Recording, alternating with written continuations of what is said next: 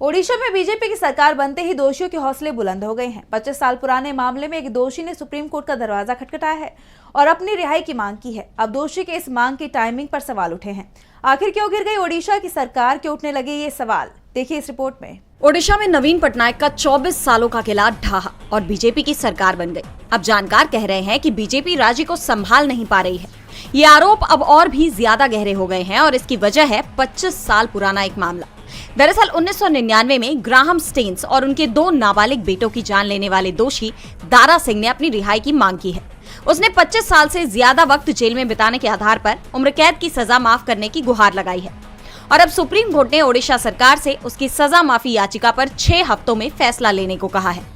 दरअसल ये घटना है 23 जनवरी 1999 की, जब ओडिशा के क्योंझर जिले के मनोहरपुर में ऑस्ट्रेलिया के ईसाई मिशनरी ग्राहम स्टेन्स और उनके 2 नाबालिग बेटे फिलिप और टिमोथी की जान ले ली गई थी। रविंद्र पाल उर्फ दारा सिंह को इस मामले में दोषी पाया गया। उसे निचली अदालत ने फांसी की सजा दी थी। 2005 में ओडिशा हाईकोर्ट ने उसे उम्र कैद में बदल दिया। 2011 में सुप्रीम कोर्ट ने भी इसी सजा को बनाए रखा और अब 25 साल बाद उसने रिहाई की मांग की है, ये दलील देते हुए कि वो बिना किसी पैरोल के 25 साल से ज्यादा वक्त जेल में बिता चुका है। पूर्व प्रधानमंत्री राजीव गांधी की जान लेने के मामले में दोषी पेरारेवलन को भी सुप्रीम कोर्ट ने इसी आधार पर रिहा किया था और अब दारा सिंह की याचिका पर 9 जुलाई 2024 को सुप्रीम कोर्ट ने ओडिशा सरकार को नोटिस जारी किया था। अब जस्टिस मनोज मिश्रा और केवी विश्वनाथन की बेंच ने कहा है कि राज्य सरकार 6 हफ्तों में उसके आवेदन पर फैसला ले और कोर्ट को इसकी जानकारी दे।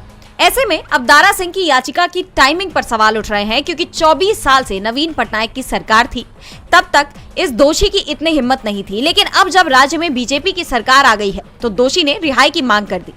ऐसे में सवाल ये भी है कि क्या ये कदम उसने किसी की शह पर उठाया है, ये देखने वाली बात है। फिलहाल कोर्ट ने सरकार से जवाब मांगा है।